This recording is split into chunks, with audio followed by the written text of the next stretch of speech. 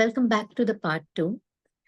So somewhere we were in the discussion where we had put across a question of secondary to economics. How does the crisis of paradigm play out there? Right. We were looking at the prospect of considering the idea of the paradigm in the context of economics. And a good point to start would be how United Nations itself has undergone a change of belief in paradigm.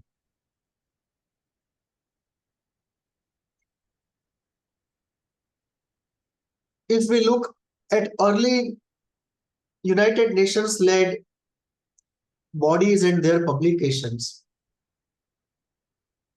there is a very clear mention that India should give up its cultural values in order to develop faster economically. That Indian culture, Indian values are coming in the way of India's development. And there was no consideration of culture and cultural values in the economic theory.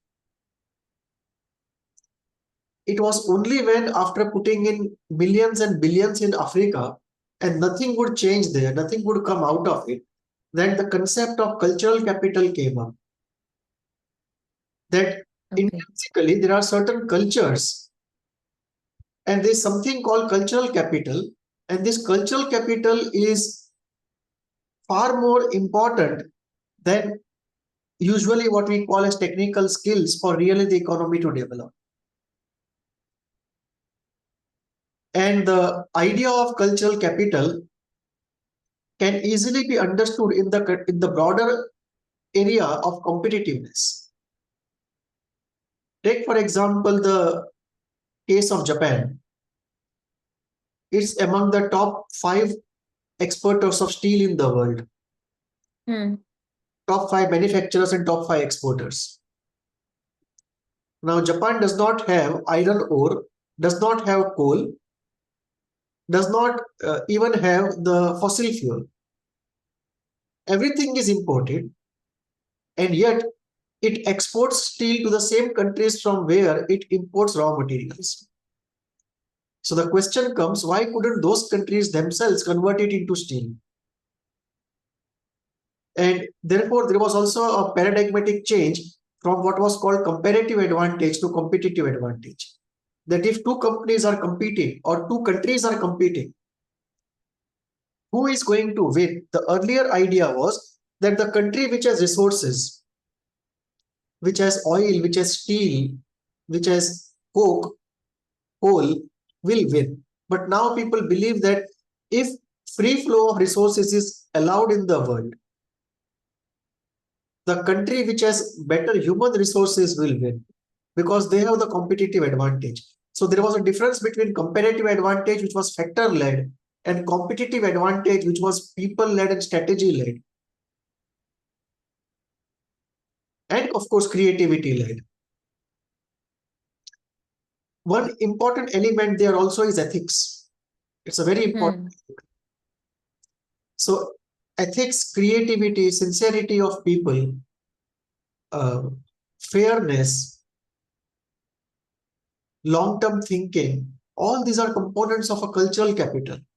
And then comes the question of sustainability. Because in economics, the paradigm of modernity and capitalism, it never talked of sustainability till it was too late. So there again, the whole paradigm changes, that the moment you bring in sustainability, the paradigm of capitalism undergoes a very radical change. And the moment you bring in sustainability of a civilization, that undergoes another radical change. Take examples of Japan, Germany, USA, China, Europe, Russia. What has happened to them? From 1950 to 2000, they were brilliant performers. They produced economic growth which was never seen before in history. And today, where are they? They are in a demographic disaster state. True. If they don't import people from other countries, they just can't function as societies. So the sustainability comes into question. Then what is the point of such an economic model which cannot endure for 50 years? And when we talk of civilizational history, we are talking of thousands of years. So that economic paradigm undergoes a change the moment you bring in the paradigm of cultural capital, the moment you bring in the problem of sustainability, and the moment you bring in the element of civilizational sustainability.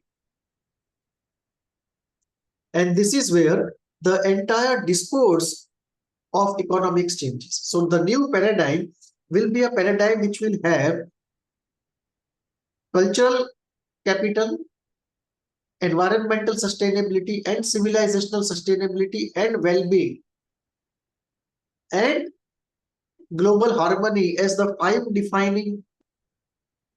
framework defining elements. And inside of it, the new economic system has to be created consistent with this framework. And this is where the paradigmatic change in the area of economics comes in. That the earlier paradigm of just keep pumping the GDP growth, just keep pumping manufacturing growth, keep consuming, keep throwing off old things, create desires by corporate communication, advertising. Let people be frustrated after creation of those desires because most of them cannot meet those desires. True. Advertisement does not create desires in only those who can meet it. It creates desires in everyone. And obviously 75% of them can't meet it, can't satisfy it. So in one sense, it's an ethical sin to create desire and leave somebody frustrated knowing fully well he can't satisfy it. So this is where in economics also we see the collapse of the old paradigm, which is difficult for everyone to accept because they are too invested in it literally and metaphorically in terms of knowledge and their ego identification.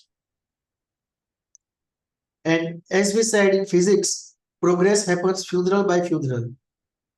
So in economics also the same thing is true. Progress happens funeral by funeral. So we'll have to wait for a few funerals, and only after the funeral festival is over, we'll probably see a advent of a more holistic and a more sustainable economic paradigm. And in that paradigm, it will be a system of systems problem, no doubt about it. Because when you're designing a society, it's a system of systems problems. A smaller system is situated in a larger system, it is situated in a still larger system, and so on. So what will happen here is, in a systems of system part of cultural design, the present cultural design of economics at the center will be substituted by spirituality at the center. And then you will have other areas around it. And in that space somewhere economics will locate itself. So we see not only a paradigmatic change in economics, but we also see a change in the location of that paradigm in the canvas of larger paradigms. So as we move, firstly, we applied the paradigmatic approach to psychoanalysis, then to economy. Thirdly, a discussion, what about into culture? How does the paradigmatic crisis converge here? I think this is one of the deepest of the three problems and the most pressing of the three problems. That essentially we are in the middle of a global cultural war. It's a cultural world war already going on in the world. We can see that in USA, we can see that in Europe, which is coming off in the form of wokeism versus non-wokeism. We can see it in terms of the bloodshed in India, where it is jihad versus Hinduism. We can see it in Manipur, where it is the Christian extremism versus Hinduism. So we see it in multiple ways. We can see it in Israel and Palestinian conflict. So we see it in multiple formats, the same thing. And the core here is that the present culture paradigm was created out of modernity. It's a paradigm located in the wider paradigm of modernity. And it's based upon 5 pillars, as we said. The pillar of individualism, hedonism, empiricism, isolationism, and linearity. So these are the 5 pillars on which modernity stands, which has been the outermost paradigm containing everything else for the last 250 years. So most of the developments in the last 250 years are within that paradigm, and therefore have a flavor of the Mars of that paradigm. And therefore now what we see is the culture of individualism and hedonism, that also, and isolationism, that also is now, people are seeing the limitations of it, because it has led to global scale psychological pandemics, not recognized as such because we don't have the courage to do it, but it's out there for everyone to see. True. And the limitations of modernity are so many that now we are coming towards the closure of modernity. We have discussed before in one of our discussions, it's titled Closure of Modernity. And we have discussed there that, in my view, it will be around 2032 that the real closure will happen. We are in the transitional phase. And what we have seen in modernity is, it's like a credit card culture. You swipe the card and you cannot pay the bills. It's an unsustainable thing. It can go on only for a short term. So when we look at it on a civilizational scale, modernity does not have sustainability. It does not have a holistic way of looking at things. And this brings us to the new element of culture. If not modernity, then what? After the closure of modernity, what? Which new paradigm is going to substitute the paradigm of modernity? And what we have to take recourse to here are 2 engineering terms, optimization and maximization. Then often maximization is not possible, optimization is the best in the long sustainable stretch of things. And when we go into optimization of culture, we want to design a culture which can optimize various constituents of that culture on a long-term horizon. It brings us to a situation where we are designing a culture. And in known history, we have never designed a culture. It has been default. We find ourselves situated in a culture as it has developed.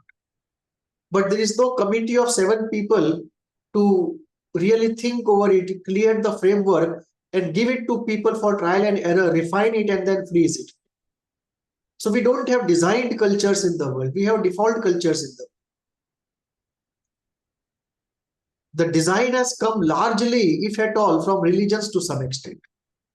But it has never been a conscious effort where a committee of wise people goes into it, looks at the environment, looks at the future, looks at the past experience, looks at human nature, looks at nature itself, and then designs a culture. The only place where this happened once was India, where the Vedic culture was not a default culture, it was a designed culture. And a part of it went to Iran. So parts of ancient Iranian culture also look designed cultures. They don't look like default cultures. And this is where we are at present. That we have to create a culture for our times. And what we know is that it has to be based upon cultural pluralism. It cannot be singularism. It has to be cultural pluralism. Where does not globalization pushes us to singularism? Yeah, it homogenizes, you are true. It homogenizes and it bulldozes the Western culture into other lands and creates the same unsustainable situation there, what is in the West. So it's globalization of unsustainability, which is going on, and the core of it are the multinational corporations. True. Who are actually the carriers of this unsustainable Western culture. So what we are looking at here is cultural pluralism. I don't know why I'm skipping that pronunciation, pluralism. And when we look at cultural pluralism, the four models which come before us are of the Vedic culture, the poetic culture, the spiritual culture, and the Asuric culture. So when we think about Asuric culture, when we think about culture, these four generic forms of cultures come up. And then the question is, what are the do's and don'ts of each? How do they collaborate between each other to create a synergistic whole? And how do people decide which is their culture and how do they optimize their lives in those cultures? Those are the cultural questions which come up. How to manage this pluralism? And this is where how I look at the cultural formats. That four essential formats are Vedic, poetic, spiritual, Asuric. You can add tribal as the fifth one if you wish to. But since in the present condition, we are not looking at that format to create a new culture, so I put it out. But in a generic academic sense, it's a fifth form. And this is where we need a global scale cultural debate, and it's possible given social media and internet to have a global cultural debate to really work out and have a designed culture, a first of its kind globally designed culture in a participative mode where a large section of population participates, all of those who are intellectually capable and interested can participate, and a few wise ones can guide and refine and take the views and churn out with some trial and error, some refinements, some iterations, new global plural culture. And this is where a paradigmatic change is needed, not only to substitute the present one, but to have a culturally plural format for future, a complete paradigmatic change in the area of culture, the way it is designed, the way it is implemented, and how to optimize all these cultures which coexist in some way on the global scale.